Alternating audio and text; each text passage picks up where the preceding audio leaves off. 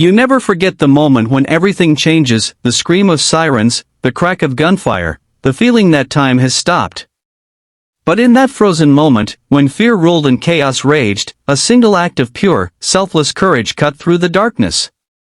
It came not from a man, not from an officer, but from a dog. A German shepherd named Valor. This is not just a story about a dog. It's about love, loyalty, and the unbreakable bond between two souls, one blind, one four-legged, that showed a nation what true heroism looks like. Michael Reeves lost his sight at the age of 28, a devastating blow after a life built on independence. Before the accident, a head injury in a car crash, Michael was a Chicago firefighter, known for his quiet strength and calm in the face of danger. He had saved people from burning buildings. He had stood in smoke-choked hallways, guided by instinct and bravery. But nothing prepared him for the darkness that followed the accident. When the doctors told him he'd never see again, Michael didn't cry. He didn't rage. He just sat in silence, numb, while his world quietly faded into shadows. His family tried to help, but Michael withdrew. Days passed with the TV off, curtains drawn, phone calls unanswered. He couldn't see the world anymore, and he didn't want it to see him. Until a friend, a former partner from the station, showed up unannounced one morning. He didn't bring flowers. He didn't bring pity. He brought a dog. Her name was Valor. A retired K-9 unit, Valor had spent 5 years in active duty with the police, trained in scent tracking, threat detection, and protection. But after an injury left her with a limp, she was retired from service, still alert, still strong, just a little slower. "I think you two need each other," his friends said simply. Michael resisted at first. What could a dog do that he couldn't do himself? He didn't want a crutch, especially not one that came with a wagging tail. But Valor wasn't just a helper. She was quiet like him, patient. She sat beside his chair for hours without barking. She waited outside the bathroom. When he tried to feel his way to the kitchen, she nudged his hand toward the counter. It didn't take long before Michael found himself talking to her. Telling her about his dreams. His fears. His guilt over not being able to serve anymore. And Valor listened. She always listened.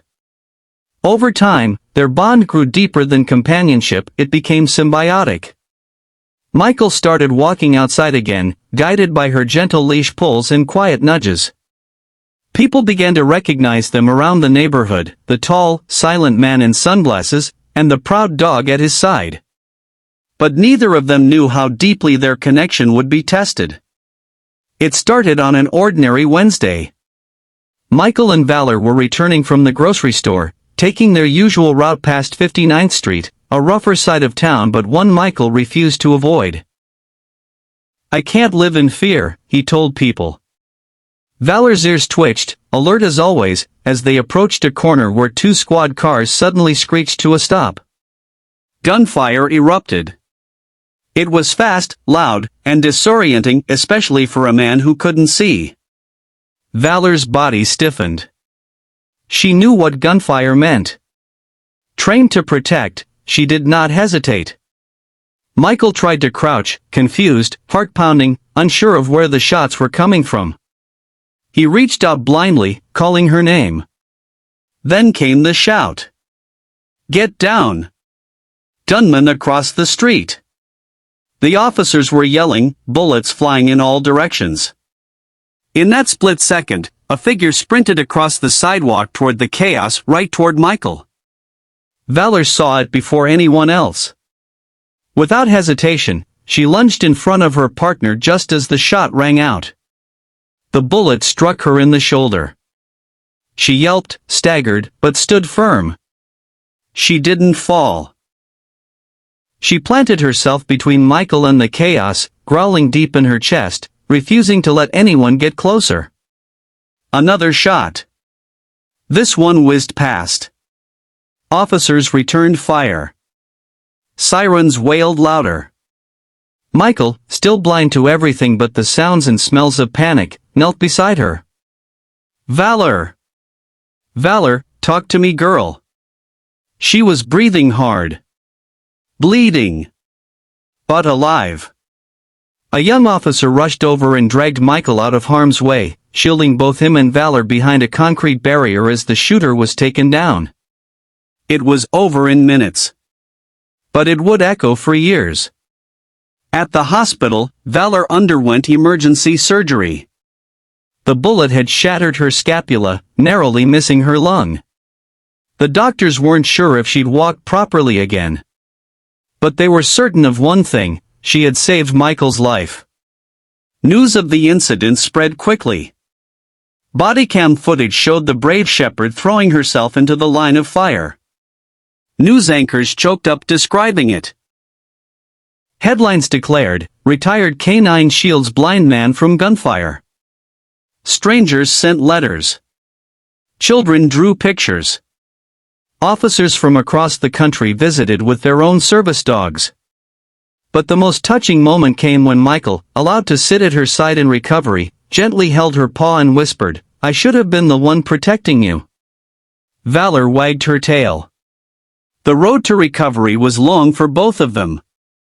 Valor's mobility was never the same, and Michael faced severe trauma from the incident.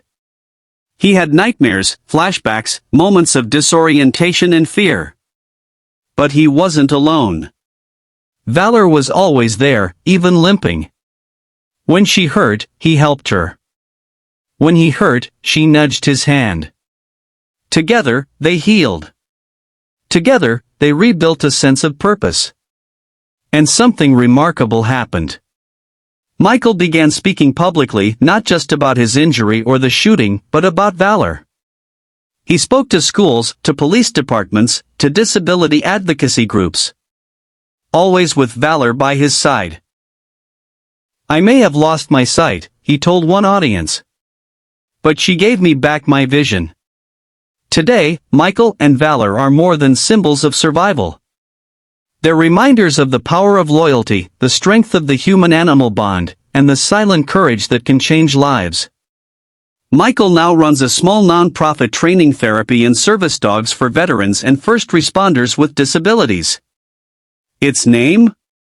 Project Valor. He often tells new dog handlers, "You don't train a dog like Valor. You earn her."